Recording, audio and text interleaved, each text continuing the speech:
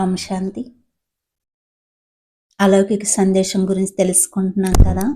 గుల్జర్ దాది గురించి ఆయన శరీరంలోకి వచ్చి శివబాబా ఏం చెప్పారు అనేది. అప్పుడు ఆత్మ జాగృతి కలిగి భౌతిక సుఖాల నుండి ముఖం తిప్పుకుంటారు. భగవంతుడి వైపు ఆశగా చూస్తాడు. కానీ భగవంతుడి వైపు మరలడం అనేది అకస్మాత్తుగా జరగదు.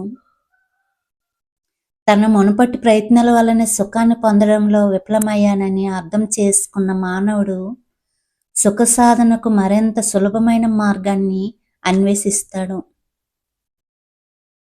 సుఖ సంతోషాలను పొందడానికి మరేదైనా మార్గం నుండి తీరాలి.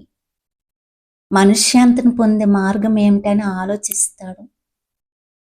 చివరికి ఆ ప్రయత్నాలు కూడా విఫలమైనప్పుడు వారి మనసును భగవంతుని గుర్తిస్తాయి. ఓ భగవంతుడా, నీవు మాత్రమే మాకు ఆధారము అని. నీవే ముక్తిని ప్రసాదించగలవు, నీవే మా అంతిమ గమ్యం లక్ష్యం అని తెలుసుకుంటారు. అదే సంధి సమయము.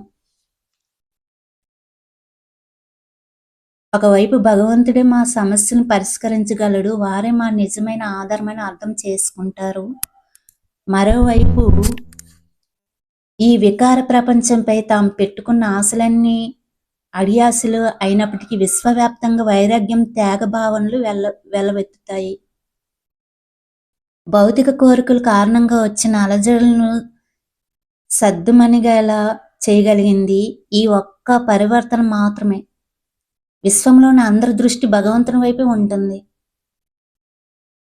వికారాల త్యాగం మరియు భగవంతునిపై పెరిగిన భక్తి శ్రద్ధల కారణంగా ఆత్మల ఆలోచనలు సున్నితంగా తయారవుతాయి. అటువంటి సమయంలో పిల్లలైన మీరు వారి మనసులలో భగవంతుని పరిచయ జ్ఞాన బీజాలను నాటేందుకు నిమిత్తం అవ్వాలి. ఆత్మధరణిలో నాటిన ఆ జ్ఞాన బీజములకు ఫలితాన్ని భగవంతుడు అనుగ్రహిస్తాడు. సర్వశక్తిమంతుడైన భగవంతుని సమానంగా మీరు ఈ సమయంలో మీ స్థితిని తయారు చేసుకొని ఉండాలి. అలా సమసిద్ధులుగా ఉన్నప్పుడే మీ వద్దకు వచ్చిన వారికి వారి నమ్మకానికి ప్రతిఫలంగా వరదానాలను, శక్తిని అందించగలరు. ఇలా చెప్తూ బాబా అకస్మాత్తుగా ఆలోచనల సాగరంలో మునిగిపోయారు.